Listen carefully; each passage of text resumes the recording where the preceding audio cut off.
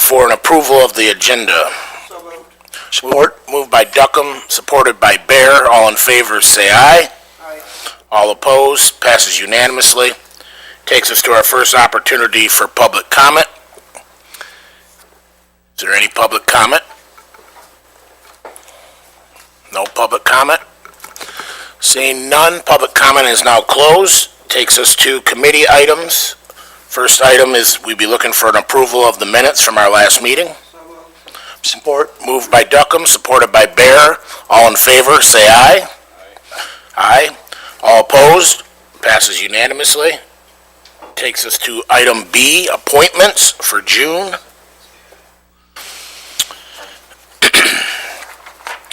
We have a Community Corrections Advisory Board appointment. The current member is Matt Dame, however, we do not have an applicant. So, we will re-advertise that next month. Unless there are any individuals you guys are aware of. Okay. The next is the Jury Board. Member, that's a recommendation of the Circuit Court Judge. It's currently vacant. David Hammontree was recommended by Chief Judge Jordan. I'd be looking for. Support that. All right. All in favor of Mr. Hammontree, say aye. Aye. All opposed? Mr. Hammontree will be moving to the full board for that. That'll be Tuesday night, correct, Mike? Yeah. Okay. Emergency Management Advisory Board. It's a county commissioner position. I believe there was a scheduling conflict for Commissioner Bear. And Commissioner Snell has applied. So, Support that. all right. All in favor for Commissioner Snell, say aye. Aye. All opposed, Commissioner Snell will be the committee recommendation. That completes the appointments for this month and takes us to the Emergency Management Quarterly Report with Jason.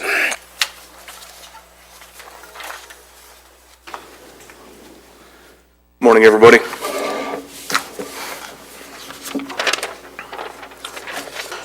Emergency management activities over the last quarter.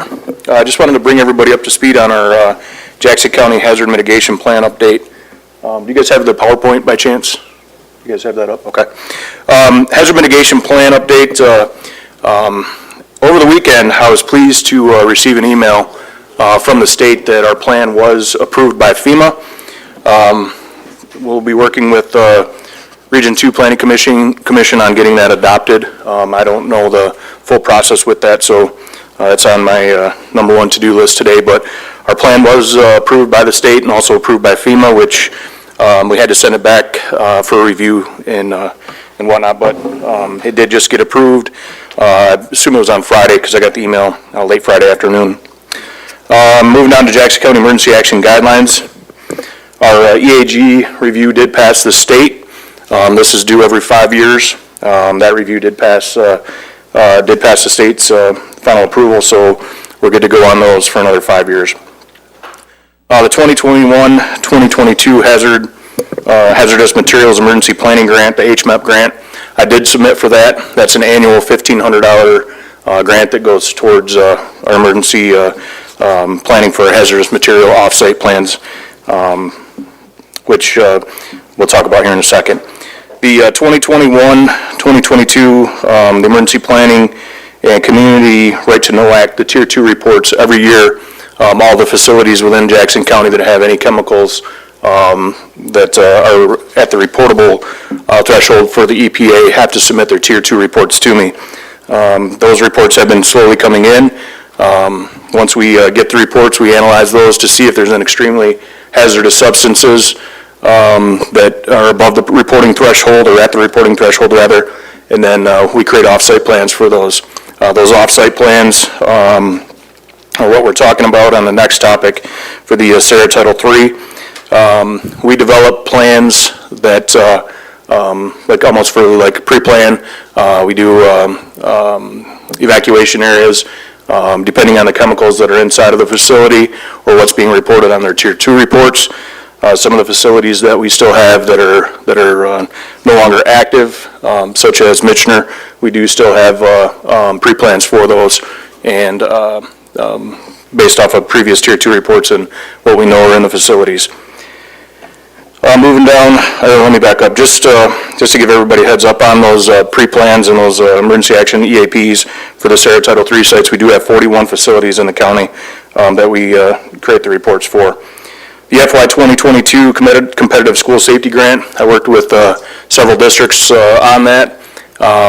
Unfortunately, this year, the schools in Jackson County did not receive any funding for the Competitive School Safety Grant.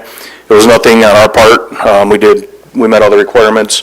The problem was the schools had previously applied for the grants and received substantial amounts of funding. So the state, with this one, they kind of put those that received it first to the back burner.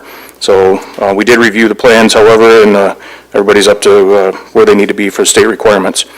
Another review that I met with Concord Schools on a school EOP review. They did not apply for the grant, however, they wanted me to check out their plan, make sure that they were adequate and meeting the requirements of future planning grants. Statewide tornado drill, we did complete that here in the county. Sirens were activated on March 23rd, 2022. There was a lot of discrepancy that day at 1 o'clock. Some areas were not activating sirens, others were canceling it due to possible inclement weather in the area, but we went ahead and activated ours based on the previous announcements that went out. There was no issues that we were notified of, so all in all, that went well. Next slide, please. Also on March 23rd, the day of the the statewide tornado drill, emergency management participated in a functional exercise with the District 1 Regional Medical Response Coalition, long-term care facilities. Those that participated in Jackson County contacted emergency management. We worked through some details over the phone. It was a functional exercise. It wasn't full scale, but they had to report to emergency management and had questions that we were able to push out to back and forth to them. Michigan Hazmat Responder Conference occurred on the dates listed. We were able to send 4 staff members from our Jackson County Hazardous Materials team, mainly City Fire, to that conference at no cost. Faster Horses Tabletop, I did participate in that with, this was a multi-agency preparedness exercise. Myself, 911, I think we're the only 2 attendees from Jackson County. Actually, medical examiner's office was as well, but it was a multi-agency training exercise in preparedness for faster horses that was held in Lenawee County. Great Lakes Homeland Security Training Conference, I was able to send 5 local attendees to that out of emergency management funds. It was a great training exercise, or training conference. A lot of great speakers and presentations for that. A lot focused on cyber, which is a key buzzword right now. So a lot of it focused on cyber and school violence. Back on the 25th of May, we did put together a terrorist-related chlorine tabletop exercise with local officials. We did have city DPW, city staff, Jackson County Hazmat team, and emergency management, 911, environmental health, just to name a few. That was a pre-planned exercise where it was a attack on our water facility. So the exercise went well, and a lot of lessons learned. MICIMS, Michigan Michigan Critical Incident Management System. We did have a new user training held on April 20th. We did have 8 new users from Jackson County attend the training, so everybody's up to speed on that. Next slide, please. Tomorrow, we have a Keeley Park Jackson County Fair tabletop exercise. We do have, I think there's 25 so far that are going to be attending. We're running the staff through 14 to 16 different scenarios. They're going to range from terrorist activity, lost children, missing children, weather-related events, structural collapse on the grandstands, that type of stuff. So should be a good exercise for our local team and our partners for pre-planning. Michigan Traffic Incident Management effort is what My Time stands for. We're holding a training on June 20th. What that is, it's to increase life safety, save lives, save time, and save money. The state, it's a national effort that's put on by by Michigan Department of Transportation. They're coming in to host that training on June 20th. We're going to have a lot of our first responder agencies, a lot of our DPW, Department of Transportation, and our medical examiner's office on that as well. If you guys ever want to attend any of this stuff, just send me an email, let me know. I'd be more than glad to have you. Some of it may not pertain to you, but even then, we'd still love to have you. Agriculture Emergencies Training is coming up in September 16th and 17th in Spring Arbor Township. It'll be a 2-day course for our local first responders. This is going to be a hands-on operations level for tractor and machinery emergencies. We're working on a vulnerable site chemical hazard tabletop. That'll highlight one of the local facilities here. Kind of going back to our pre-planning for our hazardous material sites. But we'll be hosting a tabletop on that probably late summer, early fall. Another exercise we're working on developing is our EOC, Emergency Operations Center activation exercise. I feel it's important that our EOC staff gets trained in being comfortable coming to the EOC and bringing, what materials they need. The more we do it, the more comfortable they'll be. Unfortunately, it's not a matter of if, it's a matter of when something bad happens. And, so far we've been good, but I feel that we need to increase our training and our experience in that. ICS 300 and 400, we're going to be hosting that in January and February. That'll be held in partnership with Henry Ford Jackson. I'm doing the paperwork on that to get that done. We were hoping to do it in the fall, as I had previously reported, but due to staff and instructor availability, we had to push that out. And last on this slide, additional exercise plannings for 2022. If you guys have any ideas, anything you want to see, anything you want to hear from your constituents that that we're not prepared for, please let me know. We're more than glad to take that into consideration. Next slide, please. Homeland Security Grant Program, as you can see. Chairman? Yep. Yes. Do we do anything with heavy waterfall and something happening at the sewage treatment plant or anything like that, getting in the Grand River? We haven't done a tabletop specific to that. There has been discussion, what if, the heavy waterfall did get into the Grand River, that type of stuff. I know we worked with our environmental health director, Don Hayduck, on that, and talk about, these are the scenarios, these are situations, but certainly, that could be an idea. We have 2 sewage plants, a landfill that are adjacent. Yep. Yeah, we certainly, we haven't done that in the past, but we certainly could. Yes, and I'm asking questions.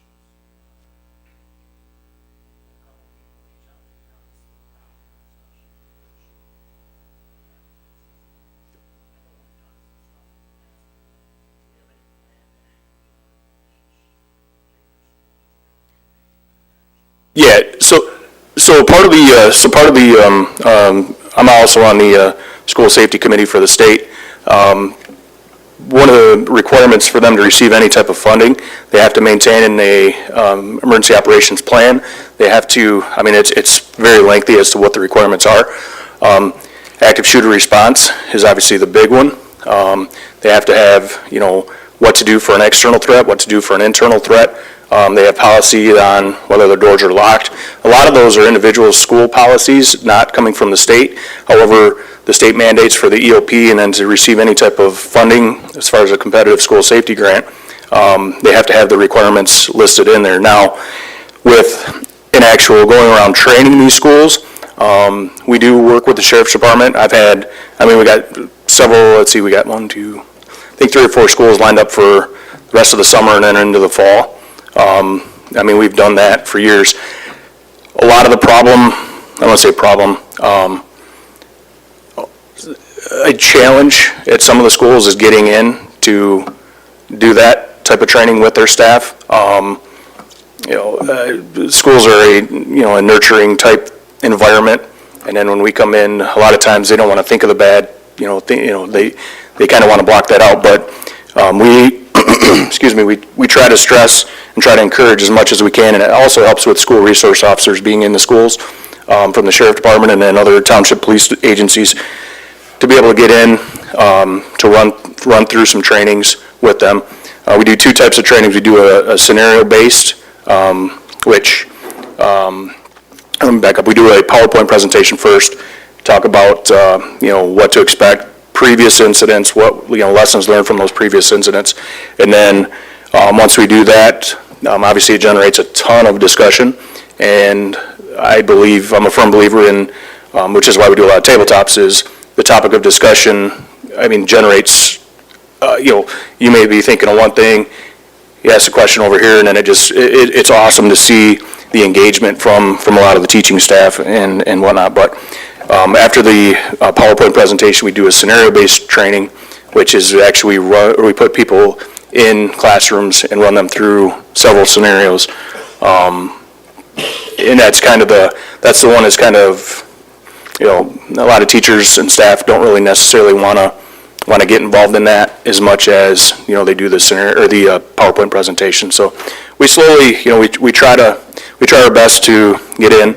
A lot of times it's with the administration that, hey, we want to do this, but not the actual scenario. So. All right, well, thanks. I would like to at least see the opportunity for each district. Oh, yeah, absolutely. To get that hands-on training, because even if they're apprehensive about doing it, yeah. I think it's crucial that they learn. Well, I agree 100%. Measures. Yep, I agree 100%. We every year I engage a lot of the all the superintendents, and I'm friends with probably the majority of them, but so it helps for me to be able to get in. But a lot of our private sector schools also are engaged too. So I communicate every year with them, several times a year, to try to get stuff like that. Any other question? Good. All right. Some of the projects that we purchased over the last couple of years. One that I wanted to highlight at the bottom, handheld detection wands. Part of the national priority area for FEMA and Department of Homeland Security. There's 6 national priorities. One of them being large event security. We had allocated some funding at the regional level for handheld detection wands. I was able to get 20 of those for Jackson County. We'll be pushing those out to, I think the sheriff's office wanted some, the fairgrounds wanted some, and then our youth home and I believe the jail. I don't have the list in front of me, obviously, but I was able to get 20 of those, so it'll be a good resource that we didn't have to pay for locally. Next slide, please. Hopefully, and I'll mention that this will be the last slide you see from emergency management regarding PPE distribution. As you can see, the numbers listed from logistics. Now, keep in mind, this goes back to when COVID first kicked off. These are the final numbers through my office that I was able to push out to our local agencies. Pretty significant if you think that you think about it, came from just me, being a one-person operation. So I was able to push all this out. It did work out fairly well. We are working on a COVID after-action review that's coming up in July to kind of talk about what went well, what didn't go well, lessons we learned.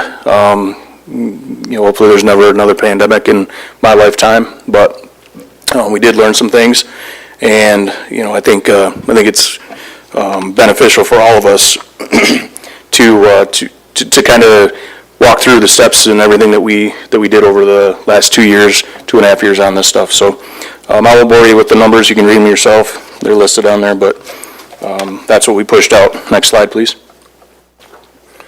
Jackson County resource requests, as you can see. Commissioner Duckham has a question. Sorry, Jason. Yep.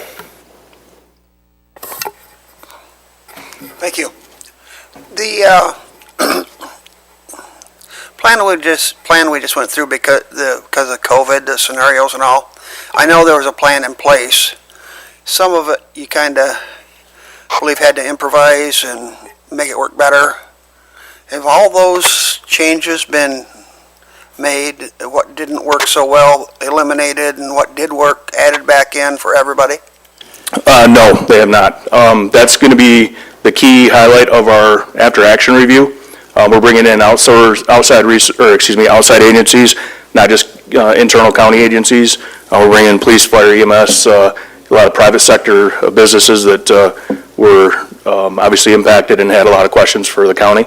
We're bringing in them, and we're going to get down to the nitty-gritty and see what went well, what didn't, and then from there we'll work with the health department. It's ultimately their plan. It's not emergency management's plan. It's ultimately the health department's plan. But we'll work with them to try to find ways to improve, and build a robust plan where some of the snafus and some of the hiccups at the beginning won't happen again.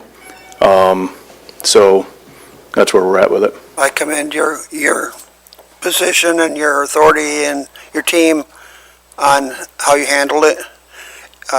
Excellent, and I especially like the adjustments you made because you've seen it needed to be improved, and thank you. I appreciate that. Thank you. Commissioner Bear had a follow-up. This list of materials that were distributed primarily by yourself, that's an amazing list. You did a great job. Thank you. I appreciate that. My goal, like I said, my goal is I didn't want to see the county fail, and I think we did that. There was some rough times that at the beginning, but we were able to get through it, and the goal is not to see the county fail. So, All right. anybody have any questions? Good. I think all of them were covered. Thank you very All right, much. thanks. We do appreciate your work. Appreciate it. Thank you. Takes us to prosecutor staffing, Mr. Jarzinka. Good morning. Good morning. Do you have a PowerPoint? If you could pull it up, please.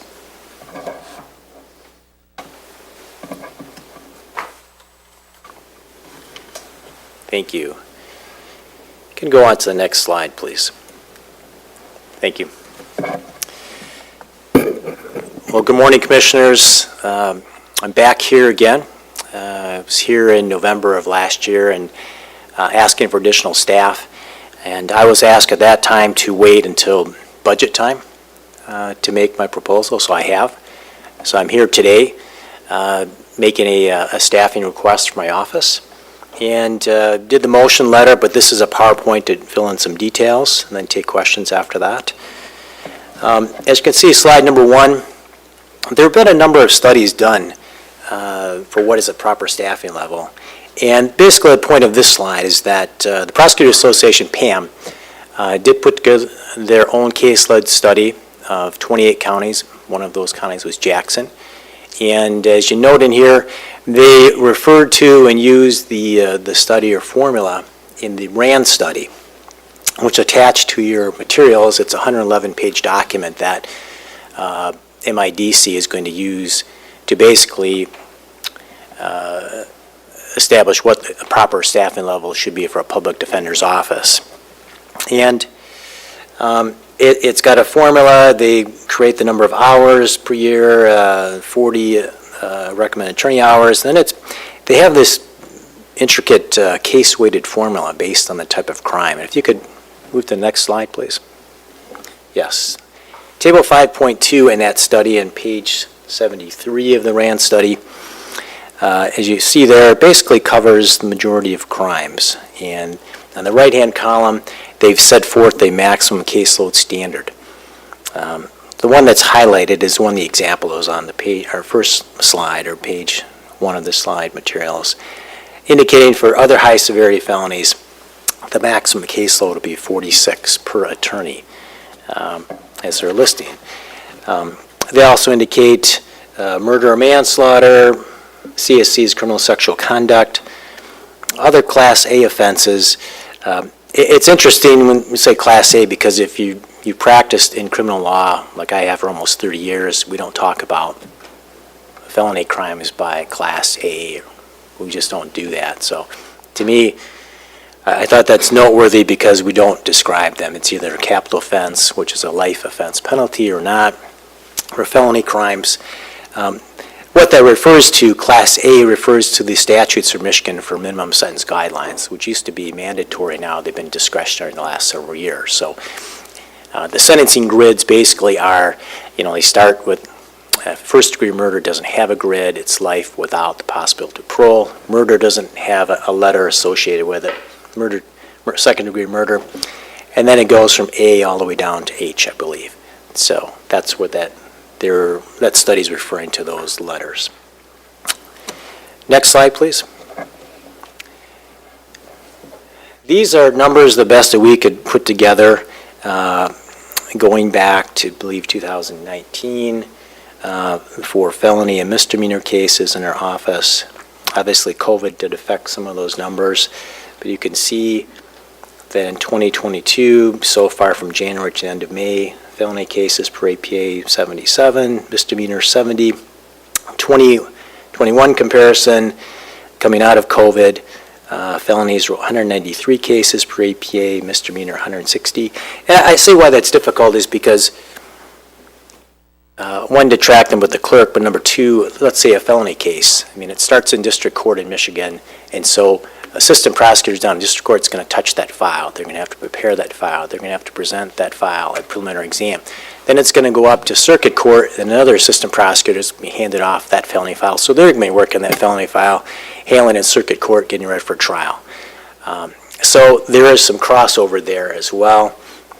Obviously, in circuit court, most cases are going to be felonies. Some misdemeanors may tag along, but typically misdemeanors are going to be in district court, which is typically a high-volume docket. If you look on that same page towards the bottom half, events scheduled, you can see in district court so far this year, pretrial conference scheduled 550, preliminary exams, 550 preliminary exams, bench trials held 19, jury trials 31, formal hearings, which are traffic tickets, 5.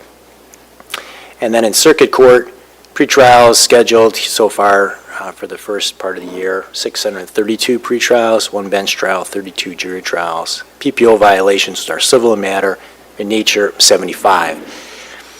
And if you look at the comparison of 2021 district court, you can see for the whole year, pretrial conferences, almost 1,400, preliminary exams, almost 1,400. Circuit court, over 1,100 pretrial conferences, 25 jury trials. Jury trials are impacted by the COVID restrictions. PPO violations, approximately 176. Next slide, please.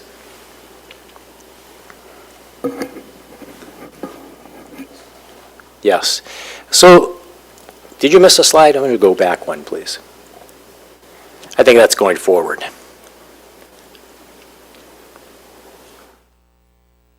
No, I would go back. Okay. This is the following case years 2020 and 2019. It gives you comparable figures again for the whole year. Obviously, 2020 was impacted by COVID-19, but still the felony cases were 185 per APA, misdemeanors 156. Comparing to 2019, pre-COVID, felonies are 190 cases per assistant prosecutor, misdemeanor 164. If you look at the events scheduled for 2020 and 2021, you can see that well over 1,000 pretrial conference for each. Exams are over 1,300 for 2020. A lot of that was Zoom. Some courts allowed Zoom, so allowed us to keep prosecuting those cases with video. Okay, next slide, please. I think there was another slide too, wasn't there, with the little teeter-totter in there? Okay. All right, keep going. All right, thanks. So comparing the staff numbers and budget between the prosecutor's office and public defenders, currently we have 12 attorneys in my office, including myself. Public defenders has 13. I see the support staff, the budget numbers. Ours is about 2.2 million. Public defenders is approximately 4.2. It's 4.1 and some change. FTEs are 19.74 versus 21. Next slide, please. That's the one I'm looking for. So the numbers we have, you look at 2021 cases. Yeah. Sorry to interrupt you. Commissioner Williams had a question. Thank you. So can you go back one slide? Sure. Now, your budget is 2.2 and public defenders is 4.2. So if I remember correctly, the public defenders budget is, the state pays a portion of that. I can't remember the number, and then the county then does Sure. the rest. Does your budget follow the same? No, it does not. So it's 100% county dollars? Outside All of grants except and for things. we do have 2 part-time COVID prosecutors, which is a federal grant. They're limited to 20 hours a week, which expires at the end of this year. And then we do have a federal grant, Project Guardian, 1 assistant prosecutor, Jeremiah Smith. The county's fully reimbursed for his salary and benefits. Okay. And his office, he's actually relocated to Detroit U.S. Attorney's Office as of last year. Okay. He cannot handle any state cases under that federal grant. Okay. Chairman Shotwell has a question. Thank you. You're welcome. Prosecutor, why is it relevant to compare your staff, while I realize that you are in court together, to the Public Defender's Office? Your objective is to represent us, the public, as our chief prosecuting organization, and if you can do it correctly at 20 people, what's the number? Because you were against the world before when it came to public defender attorneys that were assigned to us, and we had a greater number than what's in our public defender's office that we had contracts with. So I guess what I'm trying to understand, shouldn't we be basing this more on service delivery and quality of service delivery and what your prosecution rate is, and if you're able to represent all of us, the community as a whole, in the court system correctly? I just thinking it through. Sure. No, it's an excellent question, Mr. Chair. My response would be twofold. One, first, forget about the stats and numbers. I would suggest analogy is a football game. You've got 11 players on each side, and currently what we've got one team has 11 players, one team has 3 less, 8. And with the prospect sometime this year that's going to grow to 18 to 8. And so point number one is that's a huge advantage for one side over the other. And as I said in my motion letter, basically, you're right. The chair is right that yes, we do have this command or order directive from the public to protect them from criminals and for public safety. But at the same time, we expect to be on a level playing field and that we can adequately prepare our cases just like the other side can. And later in this slide presentation, you're going to see there's a difference between the duties and responsibilities for a prosecutor versus the duties and responsibility for a public defender's office. And as the chair has correctly pointed out, in the past we've had a lot of attorneys on the indigent side, but this is a different animal. The public defender's office is a standalone law firm, just like the prosecutor's office is a standalone law firm. So it's different. They are interacting together, they are thinking together, they are strategizing together, and they also link up with other PD's offices and other counties, come up with strategies and tactics to employ against prosecutors' offices. So it's different, and not only that, but in our county, under this budget, that we still do have the old system in place in the sense that there's a conflict with the public defender's office. There's a whole list of private practice attorneys who are appointed to represent indigent defendants because of a conflict of interest. And obviously, one that happens every week. Anytime we have, which is different than the old system, anytime we have a co-defendant case, you have two co-defendants or more than two co-defendants, that means the public defender's office cannot represent both of them. Because ethically, that would be improper, because those defendants might have opposite defenses, and so an attorney cannot represent generally this, co-defendants in a criminal case. That's unethical. So hence, you have to have a conflict list. So in addition to the current standalone system, we still have the old system in place where you have a conflict list of private practice attorneys that come in for those cases. So it is different, and it makes a difference based also on what kind of responsibilities and duties prosecutors have to do as compared to their counterparts. So we do have a slide on that kind of highlights the differences, but it's pretty significant. And when you don't have the same staffing levels, then that can really affect your time and your ability to prepare adequately and for the public. Okay, all right. Next slide, please. Yes, going back to the teeter-totter example. Basically, this is for the year 2021. This is a comparison of cases handled by my office versus public defender. You can see there's a tilt. It's over 600 cases. And we're currently waiting for the 2022 data to compare that as well. Next slide, please. This is a slide I was talking about, Mr. Chair. Basically, this summarizes some of the key differences between our offices about what duties we have to do and what duties the public defender's office doesn't have to do. And so that's why staffing level makes a difference, why it's an advantage or disadvantage. If you look at what our office has to do time-wise, because time is important. How much time you can put into a case if you have to do other responsibilities on your job. Obviously, prosecutors have to review warrant requests for new crimes. Public defender does not. We have to do for juvenile crimes, those are called juvenile petitions, we have to review those. We issue felony misdemeanor warrants. We have to do child advocacy center interviews, which are every week.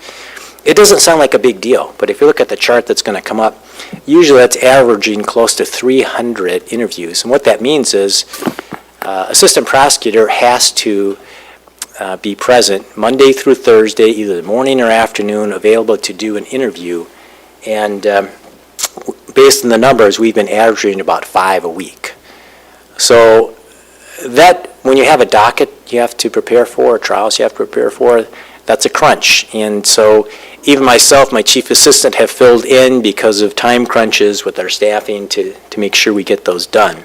And those are important, for sexual assault cases with kids, to review them, to see if we can go forward with those cases. Also, we're on call every week to answer any questions from the police, whether it's search warrants or something at the scene. Also, we do extradition cases. By law, by state statute, we have to represent the petitioner on a personal protection order violation. Someone gets a personal protection order, so it's like a restraining order, but it usually comes in a domestic violence situation. By statute, it's a civil case. The prosecutor has to represent that petitioner if they want your representation. That's a state requirement that we have to do, and the public defender does not. So we average about 150 of those hearings per year in circuit court. Also, we have to prepare the paperwork for circuit court bench warrants, writs of habeas corpus for circuit and district court cases and criminal matters. Even though we don't represent the defendant, we are preparing these writs of habeas corpus, which are time-consuming to prepare for the courts, and then to arrange with the Department of Corrections to get that defendant to court from MDOC. Also, we participate in the adult treatment courts, the drug court, domestic violence, juvenile court. Another thing that we have to do is reviewing mental health petitions and attend those mental health petitions. So basically, those are hearings by state statute that are civil that the prosecutor has to represent the petitioner if they request that. For someone who's been petitioned to the hospital involuntarily because of mental health issue, at their danger to themselves or others. And so we have to do that as well, and they do not. That's a civil matter. We also do abuse and neglect by contract with DHHS. That's a huge responsibility. We have one full-time assistant prosecutor assigned to that civil docket, plus a legal secretary. Judge Aflam, Judge Rapley have Tuesday, Wednesday dockets every week. Sometimes jury trials that are on other days of the week. That's a very, very busy docket, but that's all civil, and the public defender doesn't have to do any of those cases. We also have to respond to FOIA requests. This is not to mention trials, but also our other duties. So just looking at this brief list, there's a great difference in duties and responsibilities, and why time matters. If you don't have the same staffing, you're going to be crimping on your preparation on those.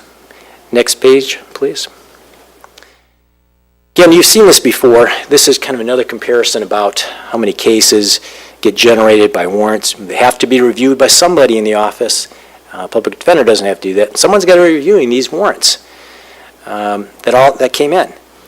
2021, that's over 3,800 warrants. So you're around 4,000 warrants a year that have to be reviewed by somebody in the office. And that's a time-consuming process. Next slide, please. Again, we have petitions, for individuals, citizens under age of 18 now. It's not adult warrant request, but those have to be reviewed as well. Next slide, please. The forensic interviews with the CAC, you can see the numbers, how they trended. They basically have been close to 300. You can see we're at 347. Currently, we're at 137. So it looks like we're going to be trending upwards 200 range. Since 2017, we've had 1,514 kid interviews at the CAC. Next slide, please. The next two slides are basically put together, just kind of show a little flow chart about what happens a public defender preparing for a felony trial versus a assistant prosecutor. And if you go up to the next slide, see there's a little bit more work, because one of the things we have to do by Michigan's Constitution and state statutes, the Victims' Rights Act, prosecutors have to consult with victims of felony crimes and serious misdemeanors on all those cases. We have to do that. It's a duty. It's a statutory duty. It's a constitutional duty. And that's really a time-consuming process. Go to the next slide, please. And so that's important, but I'm just telling you, that's something that we have to do that takes additional time. Now, this slide right here, we've asked for additional legal secretary, but this goes to show how much is involved in a typical case, a felony and misdemeanor for discovery for a legal secretary. It's quite time intensive. And if you just look down the list, for a felony case, what we have to do, and a misdemeanor case, just a basic misdemeanor case, and if you look at the bottom, sports staff spends an estimate of 60 to 70% of their workday handling discovery, requesting, obtaining, providing discovery for defense attorneys, which typically is going to be the public defender's office. We have to do that, and they do not have that duty. And that can be a problem because under the MIDC standards, 21 days after arraignment, we have to provide discovery. And when you start throwing things like body cam videos and patrol car videos or dash cam videos, that can be difficult to do when you have that kind of volume, plus their other responsibilities. Next slide, please. This goes by our Victims' Rights Unit. They're not funded by the general fund, except for 1/3, 2/3 of their funding is by the state, but it just kind of gives you an idea of victim contacts that they have for felonies, misdemeanors, and juvenile crimes, and those who have activated, those who have not. Next slide. This shows, formally by record, the meetings that APAs have had with victims and the Victims' Rights Unit together. It doesn't include all the contacts that APA is going to have with a victim on the phone or in person without a victim's rights advocate. So it gives you an idea that it's pretty significant on cases, the time involved dealing with the victims. Next slide, please. And just to finish up, we do participate in a number of boards and groups as well. Next slide, please. And next slide. Just an overview of things that we do. And I believe that's it for the PowerPoint presentation. I'd open up for any questions. We'll start with committee members. I'm sure there'll be some questions, or maybe not. Okay, Commissioner Bear. This is more of a question maybe for our administrator. I cannot read what is up on that screen. I follow along on my computer, and when this document comes up on my computer, it doesn't look anything similar to what's up there. Pages are truncated, information isn't here, information's laid over the top of each other. When these PowerPoints get placed into board docs, whoever places it there then needs to open it up there to see whether it looks the same. I'm sure when they first loaded this document, it looked like what's on the screen, but some review needs to happen here. I'm not given adequate information. So, Commissioner Bear, I know what you're talking about, because you have an Apple product, correct? iPad? So that is how there are a couple slides that are like that, whereas the laptops, for whatever reason, are perfect. So it's some type of software problem we're going to have to look into. I would agree with you.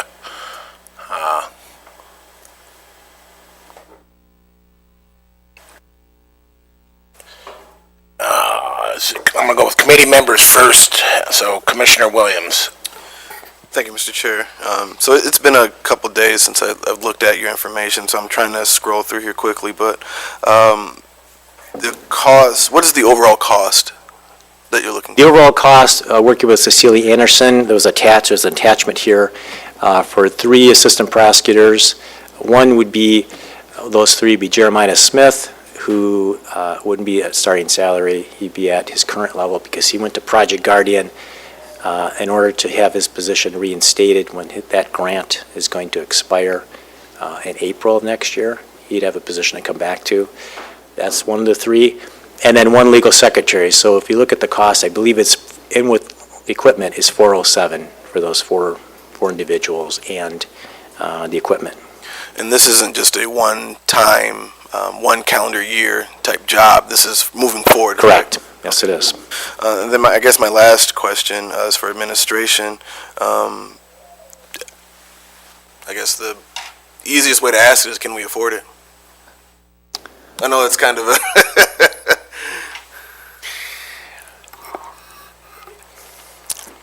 Well, the easy answer is no. But the correct answer is we will find the money as the board directs us, and ultimately give the board options on what they will or will not be able to fund, let's put it that way, because you guys set the priorities on what we fund. And this year's budget is not broke, but that's due to the injection of all the ARPA monies and things like that as well. So it's a tough answer, frankly. I guess that gives me a follow-up question.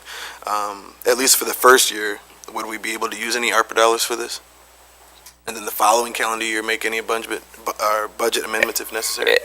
Well, no, it's not so much that we can use ARPA dollars per se for that. What we have, remember, whatever monies we have that are flexible of those ARPA dollars, so lost revenue is what we're still calculating. We're waiting on the state to actually give us the number to calculate it. So that money is available, or will be available, once we figure out what it is. Last year was like $6 million, I believe. We're not. There's no guarantees that that's going to be the case this year. So. Okay. Thank you, Mr. Chair. I have nothing further. Okay. Commissioner Bear, you had one more question, did you? Okay.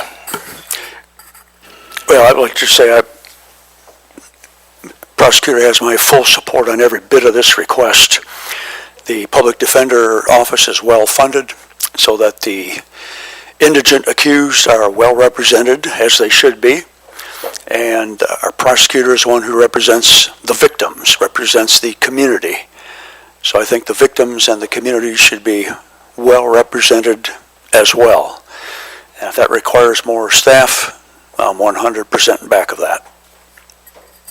Okay, thank you, Commissioner Bear. I believe Commissioner Duckham. We, I believe as a board, were not comfortable when the state forced this new system upon us. I can't speak for everybody, but I know it wasn't a comfortable decision to make. And it came down to Commissioner Elwell and I were the last two to vote against the implementing this program. And finally, Commissioner Elwell gave in, and I was the last a no vote. We were told it would be forced upon us, and would be cost plus a penalty for not doing it ourselves if the state had to step in. And the reason I didn't vote for it was because I felt that the scales of justice was going to be somewhat skewed. We would have to better fund the prosecutor's office because the public defender's office was going to be a better, stronger, more funded organization than our own prosecutor, and it's coming to life. I know our no vote was fruitless because the state was going to force it upon us. Anyhow, I don't like it. We got a problem. I don't know. I'm disappointed, Mr. Prosecutor, in the fact that we can't have people at the arraignments, but maybe this is why. We let people that shouldn't be out on the street get out on tiny little bails or personal recognizance simply because your office don't have somebody at arraignment. And the public defender asks for a small amount, and there's nobody there to counter that. And I'm not saying it's a deliberate thing. I'm sure it's not. You're spread thin. But, boy, the prosecutor keeping our public safe, best thing we could do is keep people, once we catch them, is keep them off the streets. And we got to do it. But I don't know as we need a head-to-head matchup.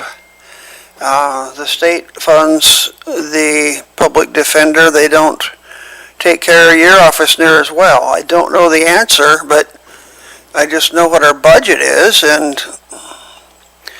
I applaud you for you're preparing us for next year, but I honestly don't know where it's going to come from.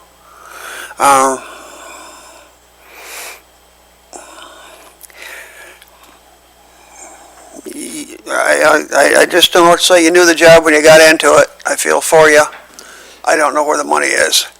And it's working out just how I envisioned it. And I'm not legal at all, legal opinion. I mean, I'm not an attorney. But you could just see the scales of justice was going to be tilted the wrong direction. That's all I got to say. Okay, thank you. Okay, I believe there were non-committee members that wanted to make comments. Did you? I think Commissioner Commissioner Pileski. Thanks for the privilege, Mr. Chair. I was in the legislature when the MIDC was formed, and I think the view there was that indigent defense was being done inconsistently throughout the state and in some cases poorly. And so the idea was to try and arrive at a more consistent and effective defense for those who need it because they are indigent. But our concern today is with whether you have the resources to compete. And we want everybody to be treated fairly, okay? We want our police and our prosecutors to be treated fairly, as well as the defendants. So I think what I hear you saying today is that at the present, given the resources you have, you are not able to do the job to your satisfaction with those resources. Is that what I'm hearing, Mr. Yes, Prosecutor? Commissioner. Thank you. And this request is for the next fiscal or next calendar year, and you're prepping us, appreciate that. And I look forward to working with our administration to see how we might better fund, more appropriately fund our prosecutor's office. Thank you, Mr. Chair, for the chance to make a couple of comments and questions. Thank you, Commissioner Pileski. Commissioner Snell? Thank you, Mr. Chairman. One of the things that I would like to see is what does this actually mean? I mean, what are going to be the measurables? Because if a year or 2 years from now, we're not seeing any different results, then I would say maybe we need to cut back again. We're not going to get any better results. As we've already talked about being at arraignments, I think that's important. I think that's where it all starts. And I know that we haven't been able to do that. If that's going to be part of it, I'd like to see that, some kind of position paper saying, if you give me this, this is what we'll do. And then we can look back and say, okay, we got everything that the prosecutor said we were going to get, and maybe a little more. Thank you. Thank you, Commissioner Snell. Commissioner Williams? Just to follow up on that last comment, would we be able to show up at arraignments? If we can, what type of percentage would we be looking at? If the commission is going to grant this request, and I know it's a significant request given the budget, if that's made part of that granting, we can make that happen with some type of schedule, because they're asking for 3 additional assistant prosecutors, and there's 4 district courts that have arraignments. So I think we can make that happen. Although we don't normally have not, because we just have not had the people to do that. So would this be maybe one of those attorneys, their sole job would be to show up at arraignments? Or would this be something that would be split amongst everybody? I think we would probably devise a different system, because my experience, almost 30 years, is that, district courts, they don't do arraignments all day for 8 hours. They just don't. So would you need someone there for 8 hours? I don't think so. I think we would try to structure it so that we could cover it. But again, court schedules are different when they arraign. It's really a matter of having someone there when the court's going to do an arraignment, right? So that's a challenge. But what I'm saying is that if this is something that's this committee, this commission wants to happen, and if that's what is the stickling point, my office would do our best to make that work. Okay. And then my final question, and thank you, Mr. Chair, for the time for the additional questions. Do we know what other counties are doing in terms of how they schedule their docket? No, we don't. No? Okay. But I can tell you from a prosecutor standpoint, I've talked to other county elected prosecutors in other counties, and they're having a similar problem that we're having in Jackson County with MIDC, where they have a public defender's office. There's a difference in how many public defender attorneys are in the staffing and what's in the county prosecutor's office. And again, it goes back to what this board is facing is, it's money. You've got state funds primarily funding the PD's offices in the state, whereas the counties are left with their general fund to try to figure something out, which, if you don't have money, that's really extremely difficult, as you well know, for different things. Okay. Good. Okay. Chairman Shotwell had some comments. Are you fully staffed at this time? We are not. Okay, so we're down, 1, 2, 3 prosecutors? I listed 12 total attorneys, but only 10 can do, including myself, can do criminal cases, because one of them is dedicated to or abuse and neglect cases, or DHHS. That's all civil by contract. And then one assistant prosecutor, Jeremiah Smith, went under the federal grant to Detroit U.S. Attorney's Office and can only handle federal cases by that grant. So we only have 10 of the 12 can do cases. PD has 13. So really, we should have 13 attorneys available, especially if you want to look at some type of arraignments, given all of our other, different duties that we have to honor by law. It's my understanding that the prosecutor does not need to attend arraignments, that it's typically an administrative hearing, and that the judge and now the indigent defense attorney or person that the defendant has chosen is representing them in that if it's deemed appropriate. To enter, all you're going to do is stand there and say, I'm not guilty, and I want a trial. And we move forward from there because the state Supreme Court has put together a full mandated list of what you can set bail at and what you can ask for, and on and on and on. And that the need for a prosecuting attorney there is not necessary. Is that your interpretation of what's going on? While it would be a nice benefit to have a prosecutor standing there, that it's not something that's necessary. I'm glad you asked that question. I certainly have an opinion about that. My opinion would be, currently, we do go to arraignments for serious felony cases and high-profile cases. I would hope so. Murder, Yeah. rape, armed robbery. We do that for those cases. We make that happen. But can we do every single arraignment for every misdemeanor, every felony? No. You're stretching people thin to be able to cover that. And you're right. Even if we're at the arraignment, it doesn't mean the judge is going to agree with our position about what the bond should be. The judge has the sole power to set the bond, and I can tell you, I've had a number of calls from citizens who complained to me the last 9 years, like, well, why did you set the bond so low? And I have to explain to them, the judge has the sole power to do that, no matter what we say, which is true. Do we need to be there for all of them? No. But if this board, this committee, this board feels that they want to have some type of a better representation arraignments, and that's what's holding up any additional staffing request, I'm saying to this committee, this board, I'm willing to work on that.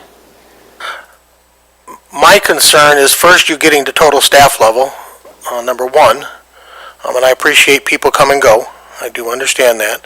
Number one. Number two, I have a concern that you've chosen not to prosecute certain cases because you don't deem them as important to the community.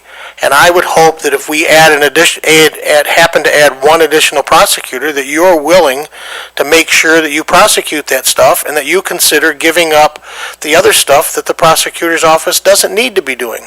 I think of some townships that you've taken on, chosen to be their representative, while not following through on some of these other cases that we have going on that are quite concerned to me. The behavior of not prosecuting or not being involved in animal prosecution, from what my understanding is a stepping stone to more horrendous crimes, and that we need to be aware when there's animal abuse going on, and that we need to be able to step up and do stuff like that. I realize that my fellow commissioners are more worried about Class A felonies, and I appreciate that an awful lot. I've had the privilege since last November to discuss with the court administration what would be an effective tool for us to be able to do some different things like that, and they argue dealing with the state Supreme Court would be one of the big things, and to keep on MAC about fixing some of the difficulties. An example is awarding days off with less than 45 days for organizations to plan and then become union violations because of them. So we need to get the state Supreme Court out of the legislative branch and move forward with a little bit of that stuff. But I think that an opportunity is here for us to work out a solution within your office with the County Board of Commissioners right now. And I'm open to that, Mr. Chair. Okay, Commissioner Duckham. Mr. Prosecutor, I realize that we are in a new era, new style of doing things, okay?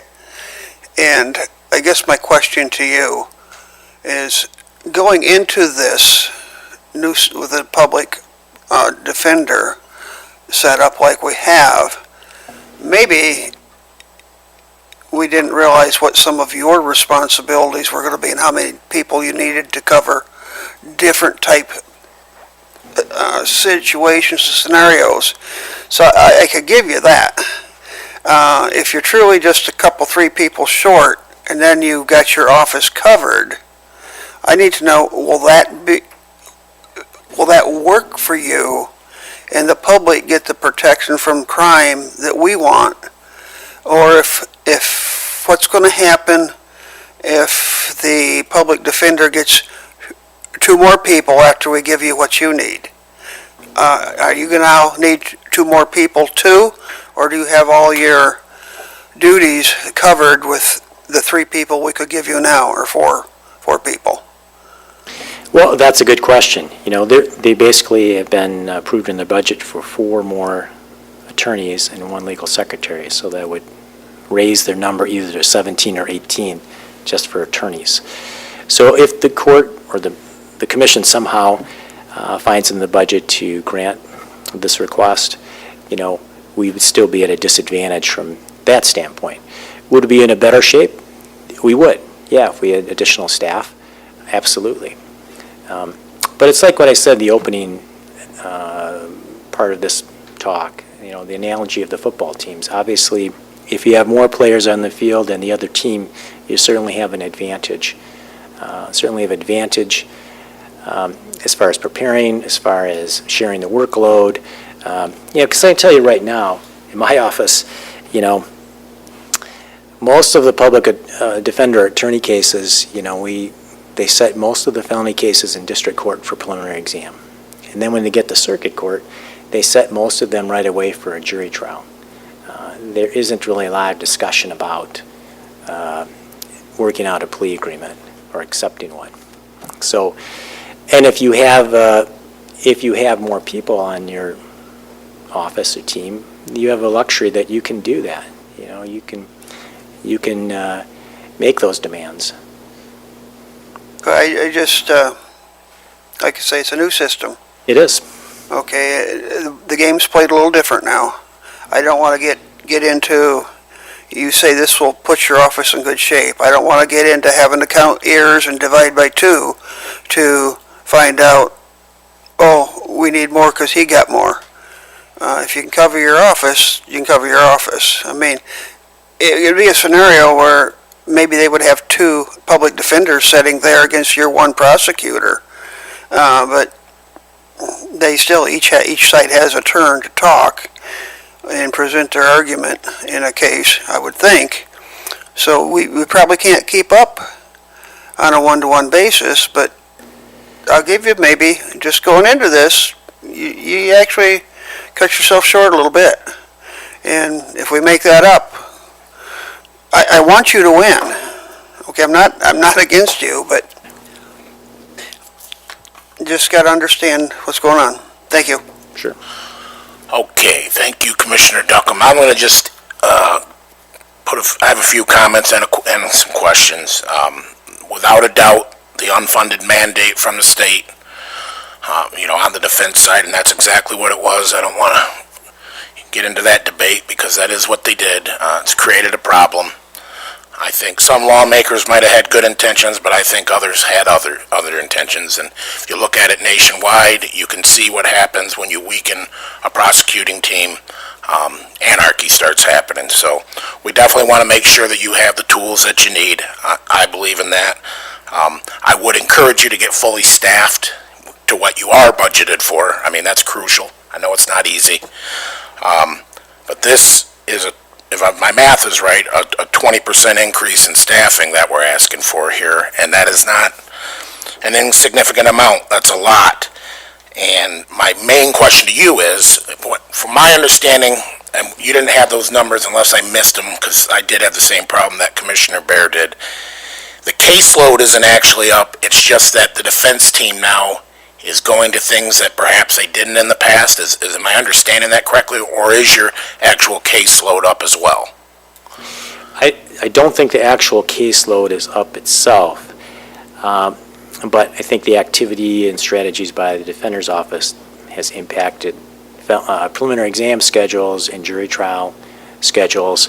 But I would also note, too, that we are still dealing with the COVID trial backlog as well. Yeah. So we're still dealing with that, unfortunately. Although we've made a dent in some serious cases, but we still have, that's still there, that needs to be eliminated, in the next few months. Okay, so, and that being said, there's, in life, there's what I want, what I need, and what I can actually afford, and sometimes you gotta meet somewhere in the middle. And like I said, I want you to be well-equipped to put criminals behind bars, guilty criminals, that is. But I'm not so sure this, as a long-term increase in our budget, is sustainable. So, I'm more inclined to have you working with administration as to somewhere in the middle. Okay. Those are my comments, and if there's no more, I guess we need to decide as a committee where we'd like to go with this.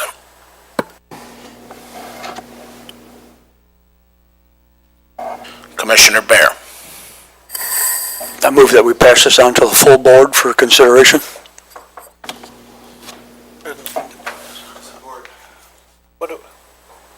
Okay.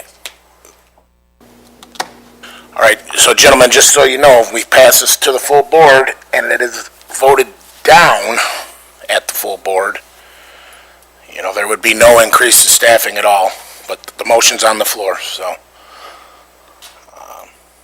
if you're good with it, we will take a roll call vote. Yes, Committee Member Duckham. Question for our administrator. Yep. I know the easy answer. Is there a way to find partial?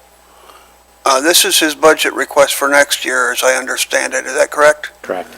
Is there a way to partially fund what he requests in our budget? Is that a possibility? I mean, a realistic possibility. We don't want to take away from one to give to the other, but maybe you have some insight.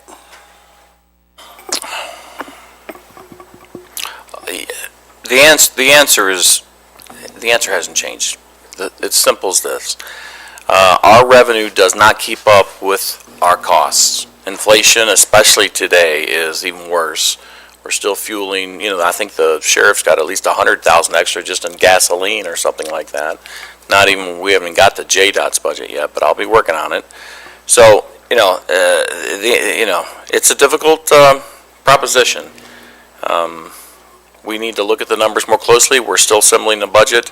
I have budget meetings every day. I've had for the last 2 weeks and for the next 2 weeks. Putting it all together, how it is. We look at everybody's requests, we add it all down and see what it looks like. I guess the jury's out for me on the numbers at this point. We've got to add them all up. Commissioner Bear, could I add a friendly amendment to your motion to move it ahead to next week? I'd like to look at the possibility of adding a prosecutor and an office staff for the balance of this year.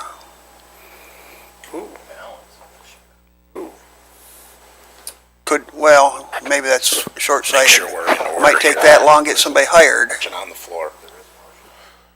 So, Mr. Chair, if I'm in order, the request is to amend Commissioner Bear's motion. That's what it sounds like. Okay, so can you state your I just want to make sure I'm understanding what you're asking for. Can you restate your motion? I'm asking we're wanting to move this forward to the full board to look at the possibility of adding an administrative person and an additional assistant prosecutor. Okay. To help the prosecutor out. Go ahead, Tony. So that would need support. Okay, I'll support that, and then Commissioner Bear. Well, my motion was just to send this to the full board of commissioners for consideration. At that time, the full board can approve it, deny it, or they can say, let's see some more figures, let's figure out where the money's coming from. The full board of commissioners can do whatever they want with this once it arrives in front of them. I'm just saying, let's get this issue in front of the board of commissioners so that all 9 commissioners can have input. Okay, so by the rules of order, your amendment, even with my support, doesn't stand. We're going to be voting on Commissioner Bear's initial motion as he doesn't want to have it amended, and I would ask for a roll call vote. Yes, Mr. Chair. We're voting on the amendment? We're voting on your original motion. Commissioner Bear. Yes. Commissioner Walls. Commissioner Duckham. Yes. Commissioner Williams. Yes. Chairman Kennedy. Yes. Motion passes. Thank you, Jerry. I would recommend talking to all the commissioners. I think a lot of us have a lot of different ideas. We want to support you, but that's a lot of money to have to come out of the general fund every year, and I'm not so sure it's feasible, so. Mr. Chair, thank you, and I just want to, again, thank you all for the large amount of time today. I know it's a huge, significant ask. I know we don't have budget surplus. Thank you again for your time, and definitely be reaching out to you, answer any questions you may have, but thank you. Thank you. Okay.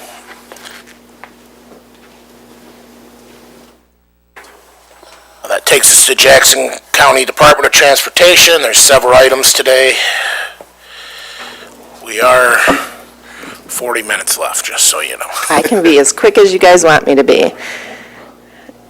I can.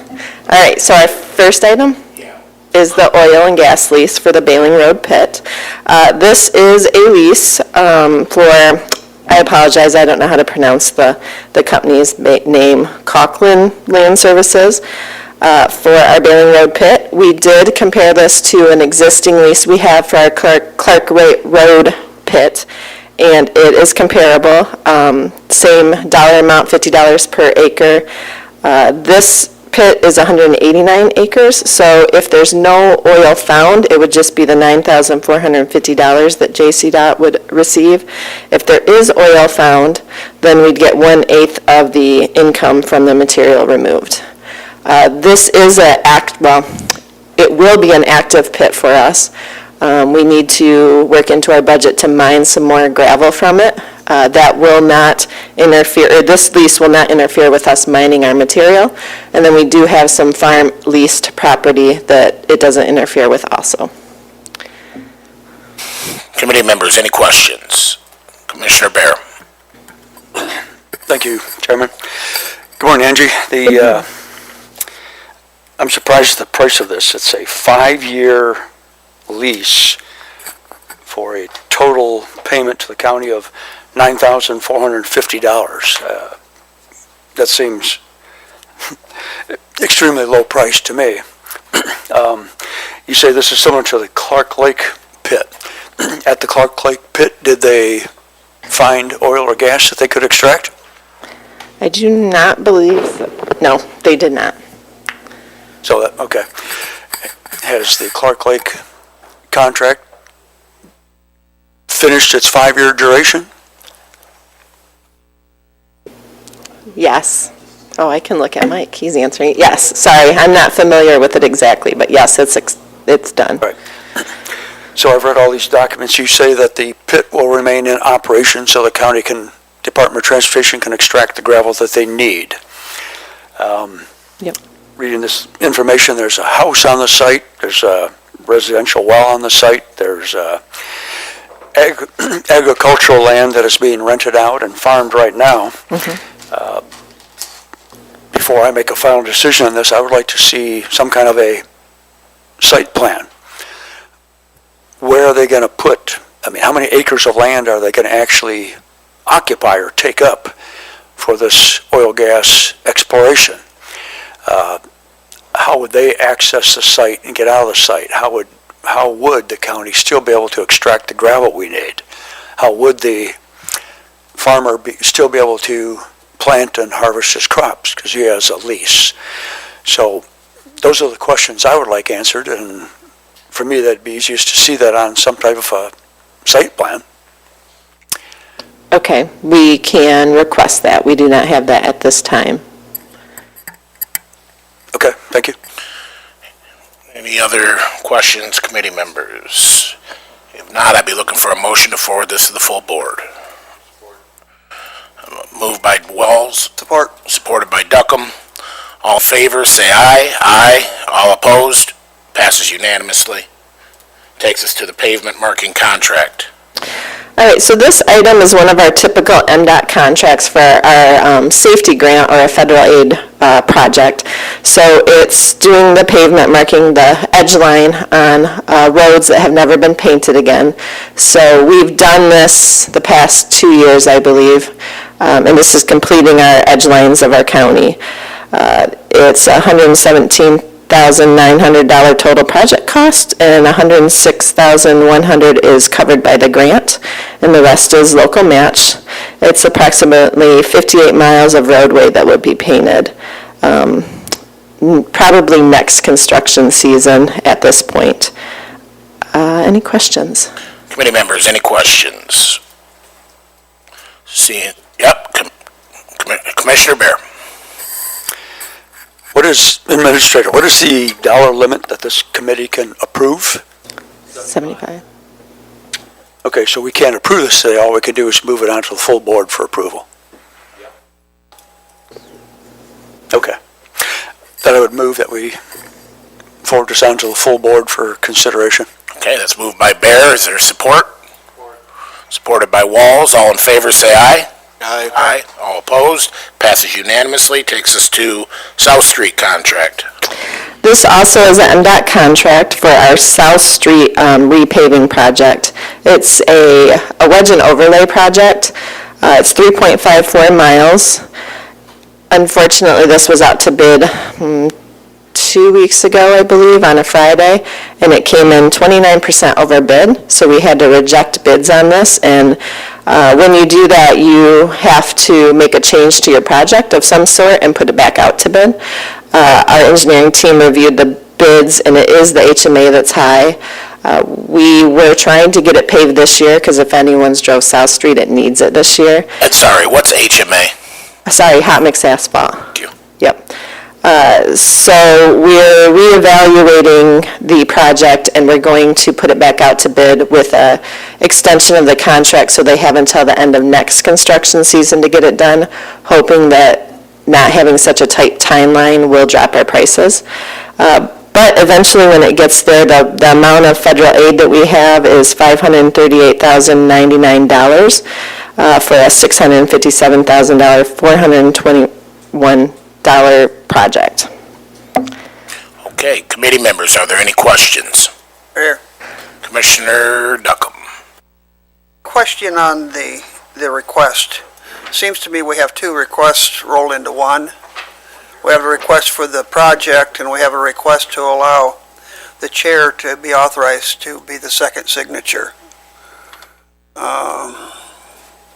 Should that be a separate request to be voted upon? It shouldn't be the project, it's just for both signatures on the contract.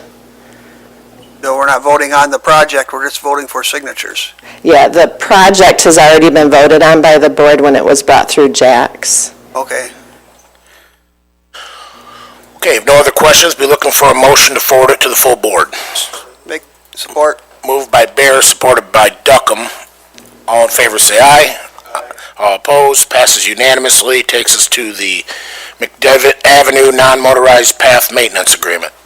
So this is a cleanup item from the McDevitt project that we did a few years ago. Basically, it's an agreement that Summit Township signed off on that they would be responsible for the maintenance of the non-motorized path that we built with that grant along McDevitt. It matches the agreement that we did with the Leone DDA a few years back for the Ann Arbor Road non-motorized path. Basically, it's putting all responsibility on the township.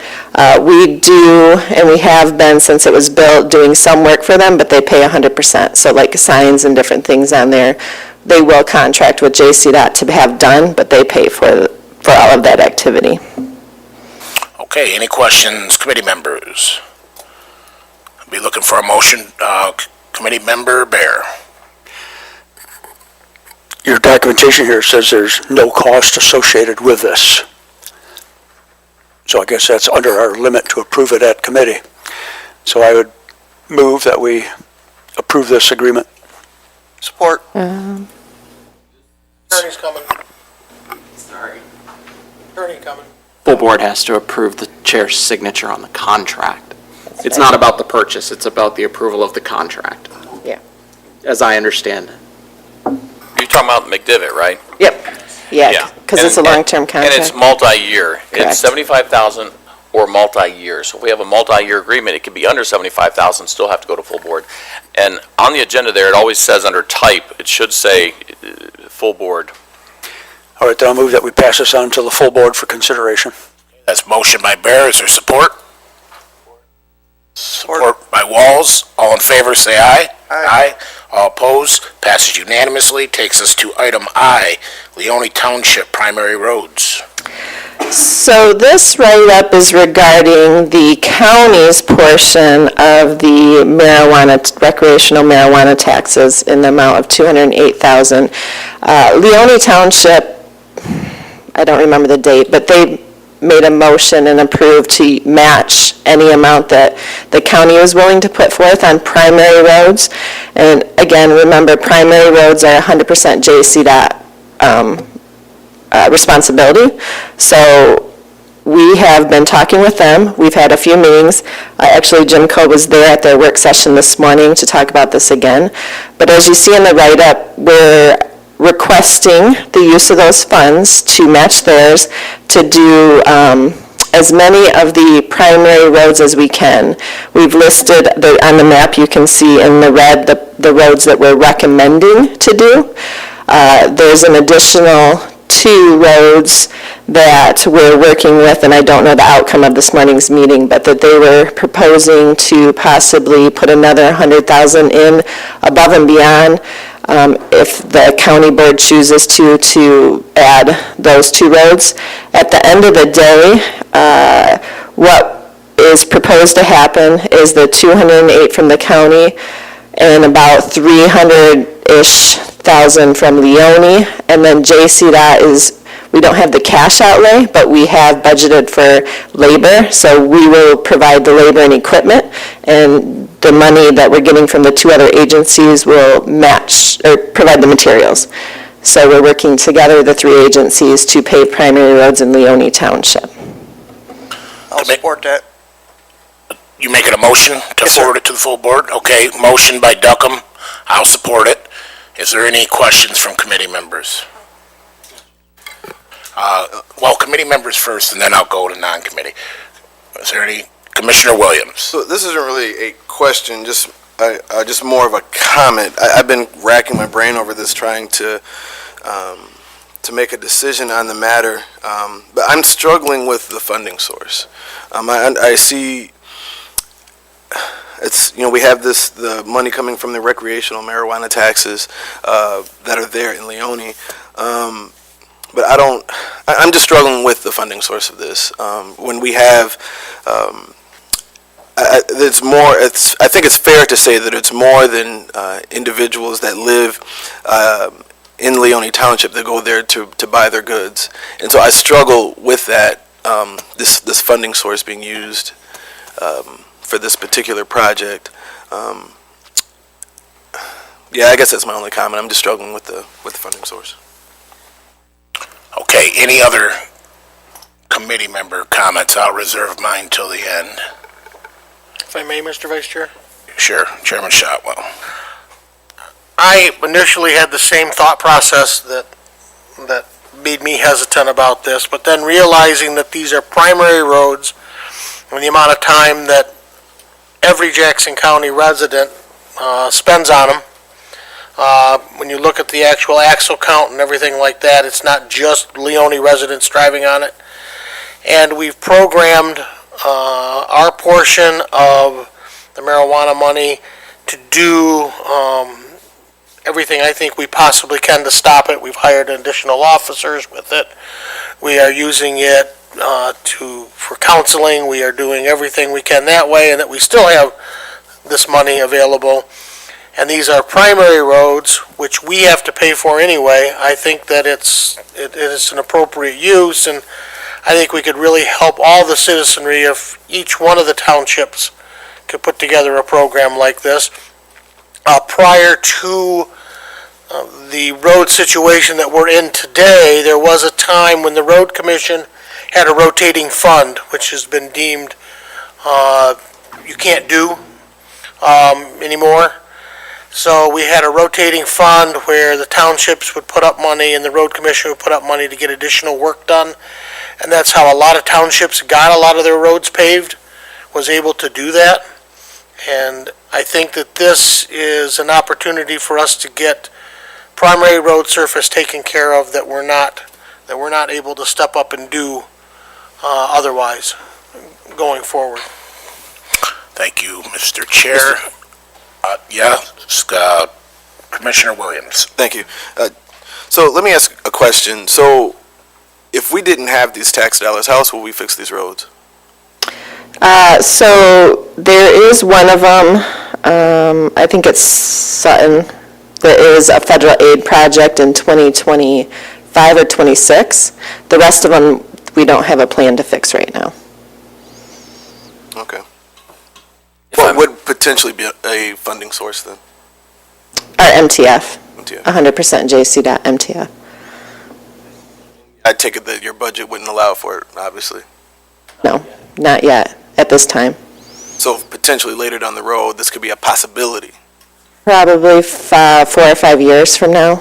Yeah, all main roads like that, that's how they're funded. So when the Yeah. funding's available, we do them. That's why there is such a long timeline on those roads. Correct.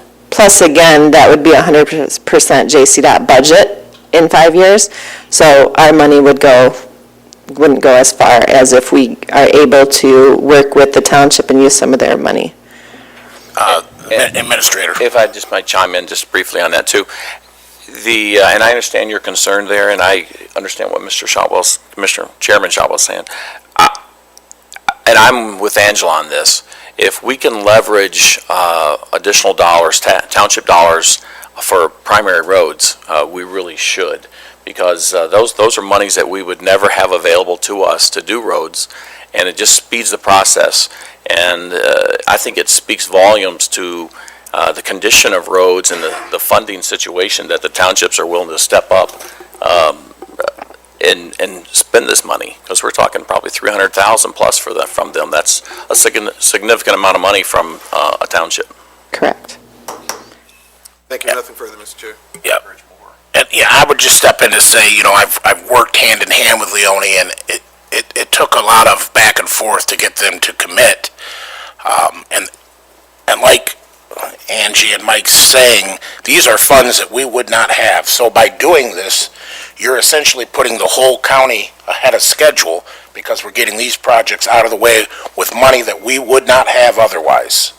So that's the win-win for everybody. And then, of course, Leone's paying, they're even willing to pay more than 50% now, it sounds like.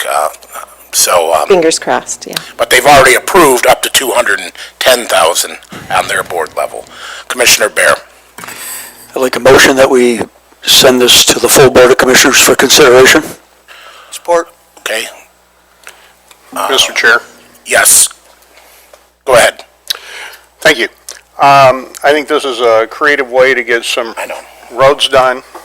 I appreciate Commissioners Kennedy's work on this, and I have one concern, being the representative out in Blackman Township, where we have a contract right now, is that contract be honored and not slowed down in order to take care of the other roads?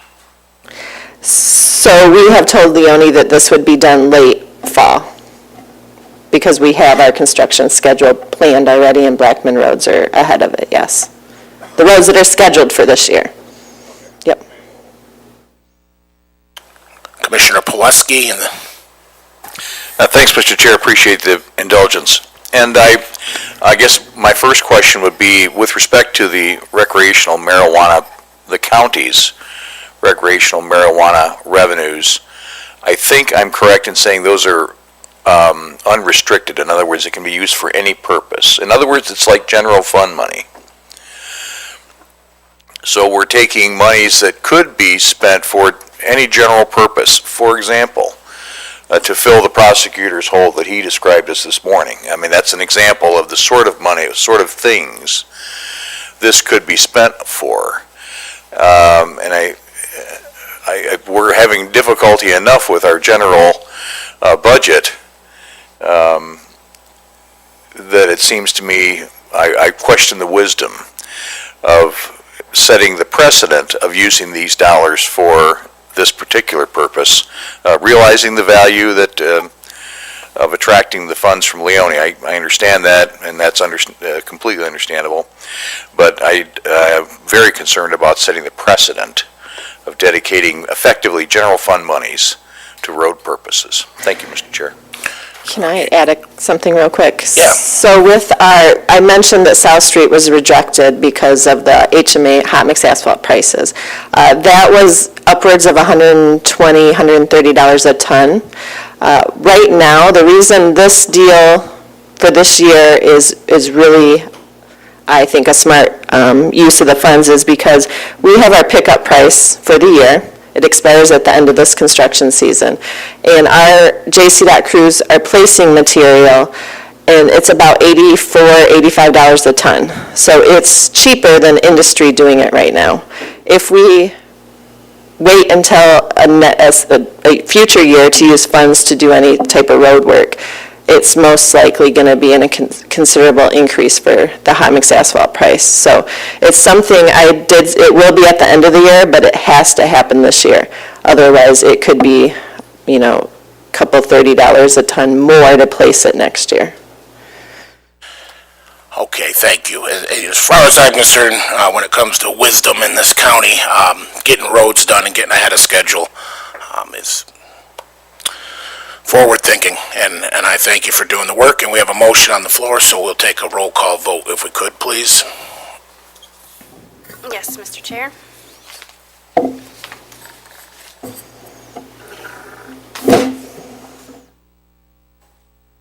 Commissioner Walls. Yes. Commissioner Duckham. Yes. Commissioner Williams. No. Commissioner Bear. Yes. Chairman Kennedy. Absolutely, yes. Motion passes.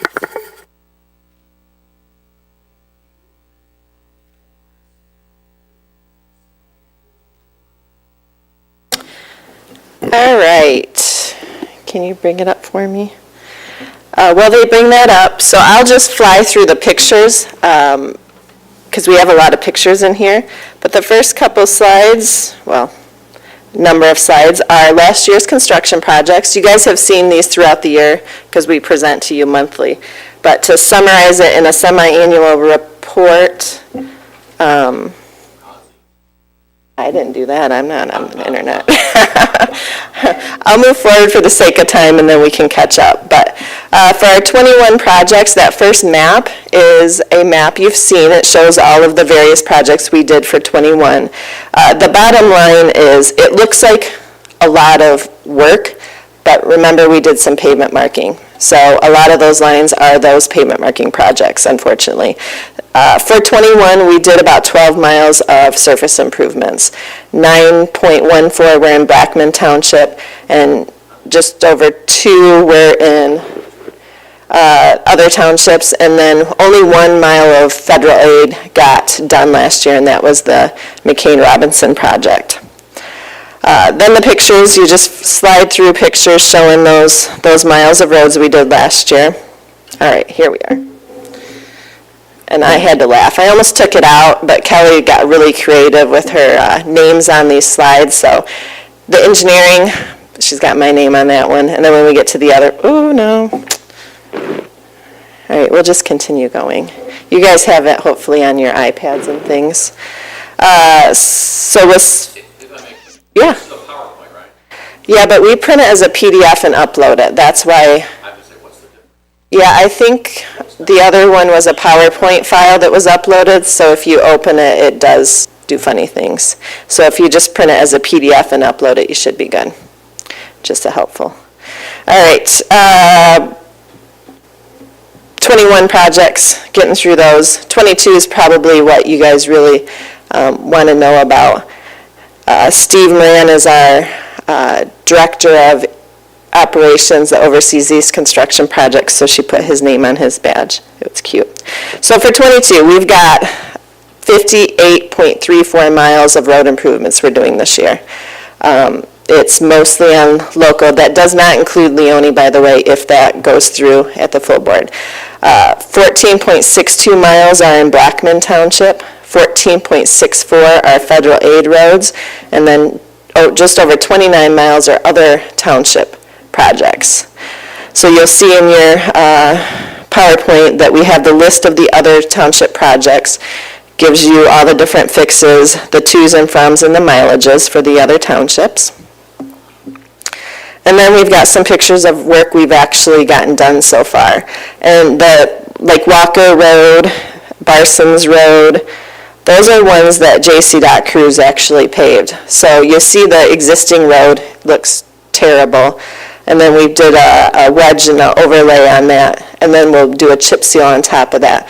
And that's between an 8 to 12 year fix on a road. So it's not a reconstruction getting 20 years of life, but we should get a good 10 years out of that type of fix. Then you have your Blackman Road or Blackman Township projects there showing the map and what the treatments are that we're going to do this year. County Farm Road project. I really was hoping to be able to stand here and say that it was out to bid.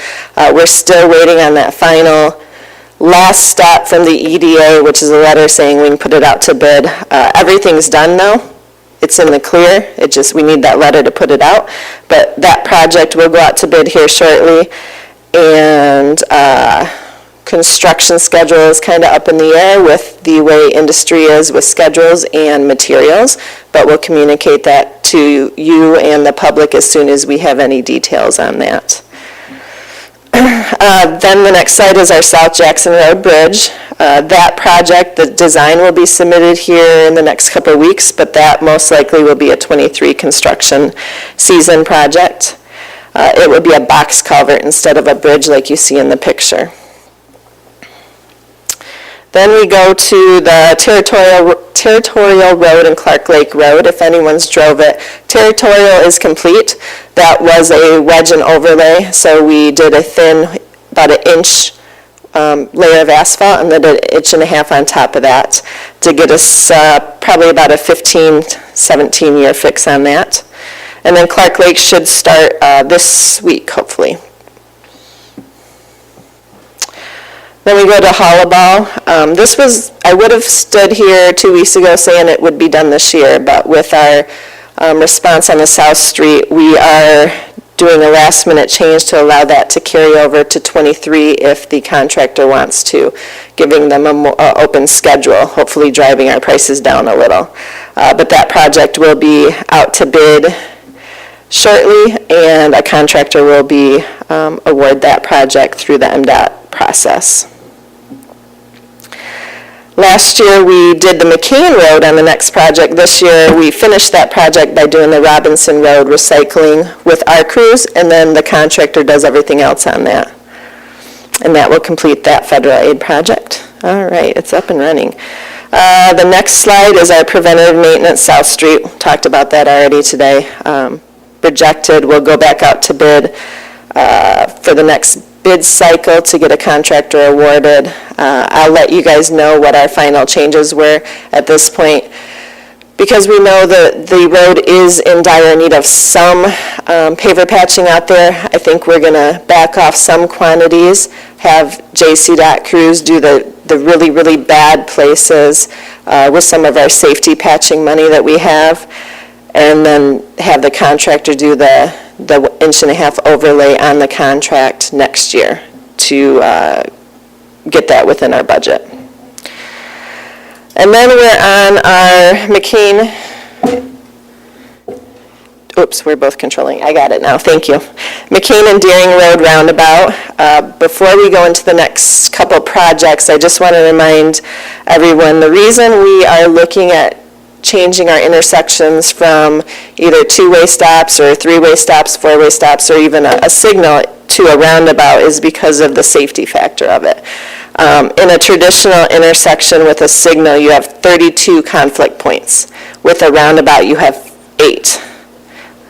4 diverging and 4 merging, but they're all at a very low speed, so they're just property damage traffic crashes usually, instead of fatalities.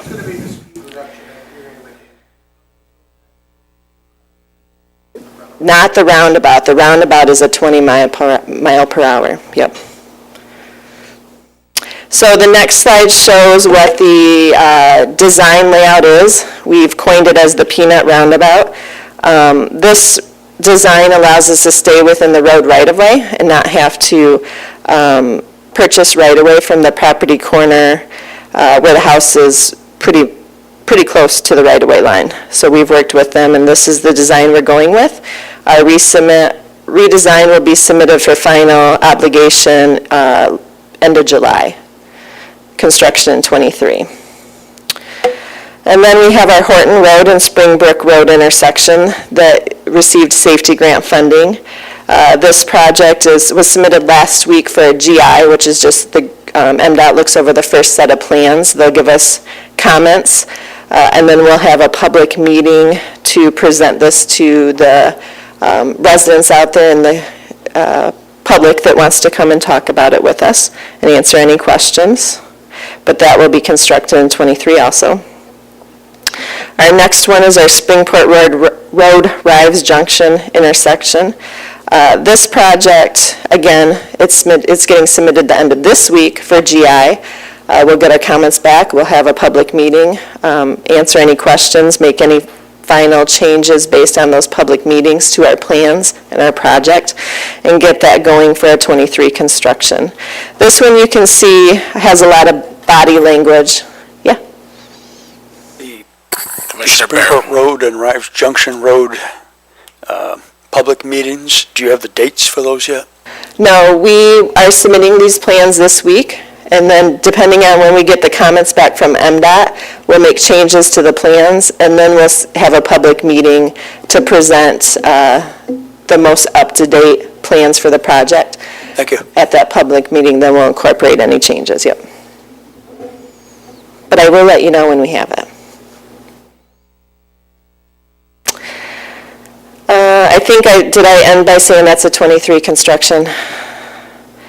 And then we have our LED stop signs that we have throughout the county. We got a grant to place 11 more, and there's the list of them, and then the next page is a map of them. And I know I need to start hurrying. Moscow Road is a tree removal, pavement marking, upgrade to that road. Anyone that's drove it, you know there is a lot of trees lining that road. There will be a lot of trees coming out for safety reasons.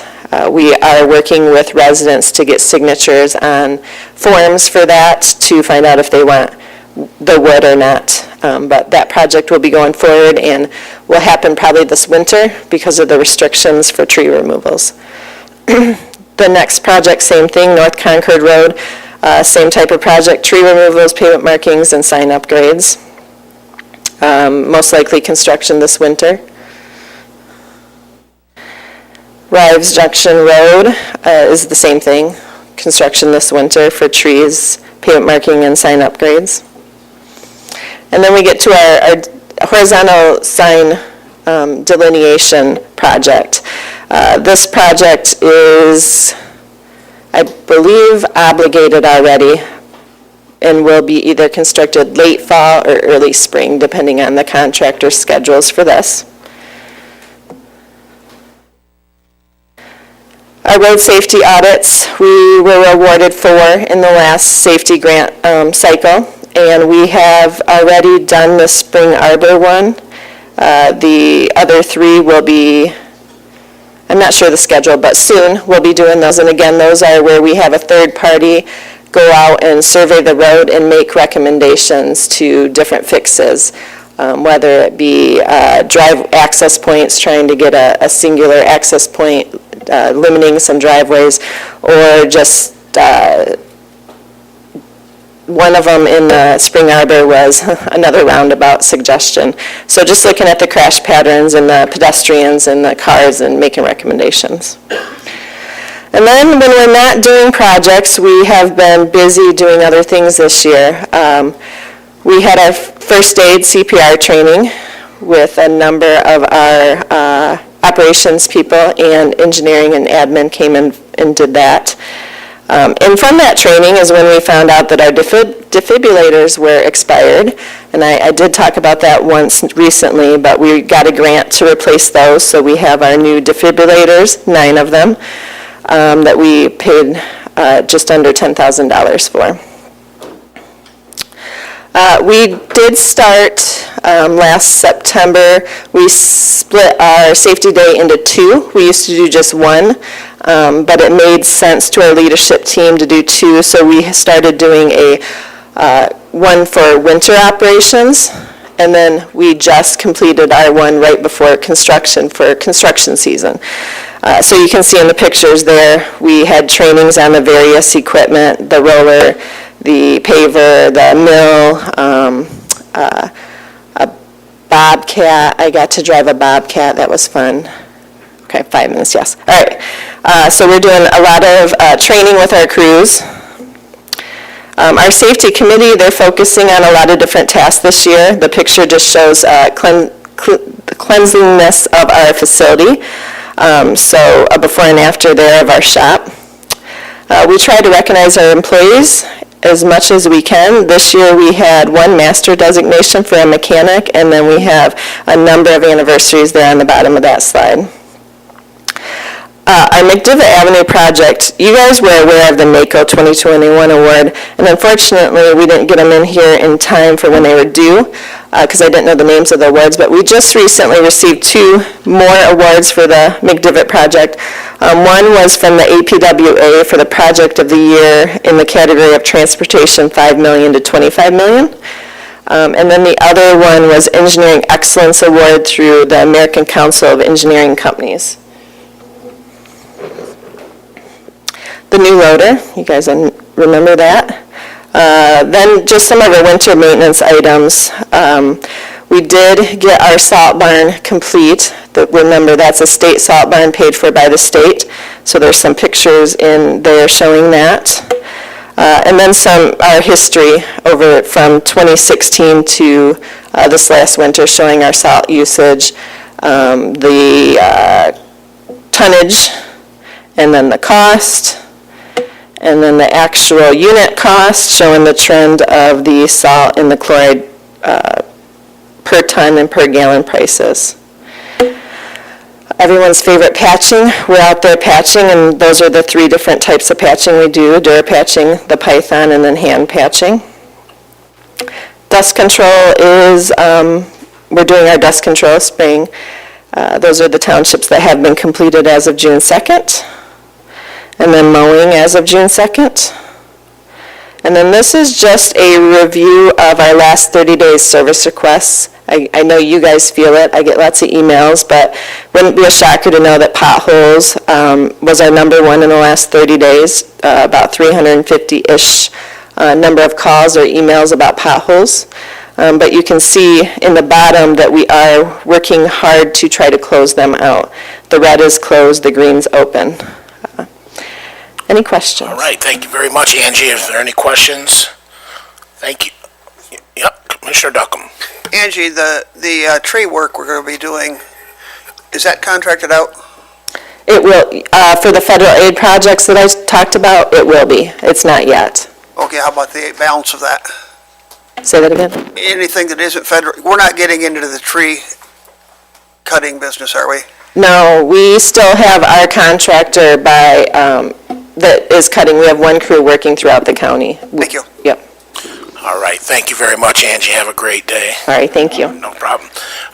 Need a motion to pay the claims? Moved by Bear, supported by Duckham. All in favor, say aye. Aye. All opposed? Passes unanimously. Takes us to other minutes, of which there are none. Reporting schedule for next month is for July, Jackson County Department of Transportation and Region 2 Planning Commission, so we'll actually end on time. And that takes us to our last opportunity for public comment. Is there any public comment? Any public comment? Last chance for public comment. Seeing none, public comments closed. Takes us to committee member comments. Are there any committee member comments? I am going to announce we're going to take a 10-minute break between meetings since we ran over real quick before the next meeting starts. And if there's no other committee member comments, we are adjourned.